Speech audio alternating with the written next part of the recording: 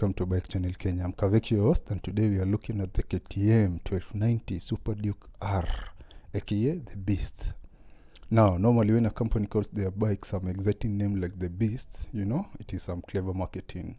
But not with this one. It is truly a beast. We are in 2022 and the Beast has had 3 generations at this point. The first being from 2014 to 2016. Which you can know because of the old generation headlight and the analog rev counter. The second generation from 2017 to 2019, and now the generation we are in right now, which came into the market from 2020. Today we are focusing more on the second generation, that is from 2017 to 2019, and you can know it right away by the split headlight design. So let's start with the looks and allow me to give you some basics when it comes to design. We think we are so sophisticated and clever nowadays than our ancient cousins Homo erectors, but we are excited by the same things that excited their brains, and that is sex and violence. That's why a supercar like a Ferrari excites us. It covers the 2 basics of design. Just look at those curves, and when the engine comes to life, it sends chills down our spine. Now let's come back to the 1290. Just look at that front headlight. Not only is it frightening to look at, but it is also very sexy. And that single-sided swing arm is just a cherry on top of the cake.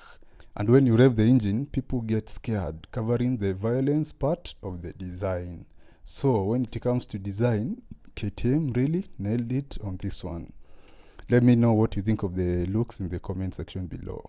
And now we come to the engine, which started life in the RC8 before they added 100 more cc's, and now it comes in at a staggering 1301 cc's.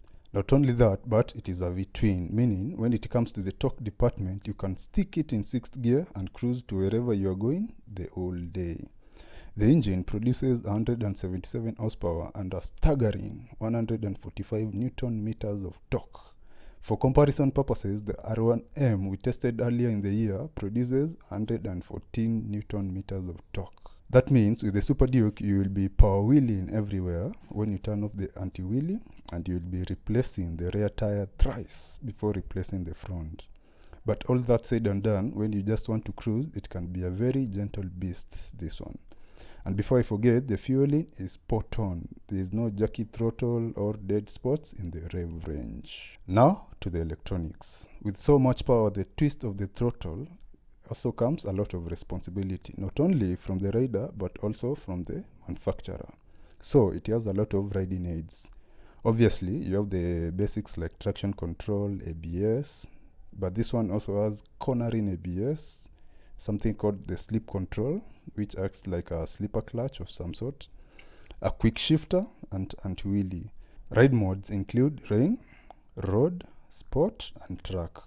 The track mode is an extra you pay for, which lets you turn off the anti-wheelie so that you can do your wheelies, which is why you bought the bike anyway. There are also some other sophisticated things like tire pressure sensors, the dash becoming dark when it senses it is at night or you go through a tunnel or something like that. There's also the cruise control when you are on the highway and just want to cruise, and it also has Bluetooth for when you just want to connect your phone when you are riding on the highway. And now we come to the handling. First of all, this is a naked bike, and secondly, it is fairly tall and long, so it won't change direction as fast as a sport bike when you get to the twisties, but make no mistake, you'll be able to keep up with them. The brakes are the famous M50 Brembo calipers, and oh my, those brakes bite with so much ferocity. If it were not for the ABS, I think I will be doing stoppies everywhere. I have heard so much about these M50 calipers, and yes guys, the hype is real. Those brakes are something else. And before I forget, this being a naked bike, when you go for a long highway attack, you'll need a massage, especially if you did more than 200 kilometers for a very long time. Yes, your shoulders and back will not be very happy with you.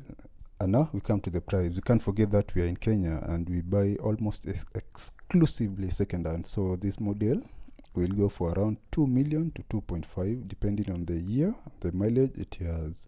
if you assume your bike is exactly 2 million, your insurance premium, which is calculated at 3.5% of the value of the bike, will be around 70,000 per year. And now we come to the fuel.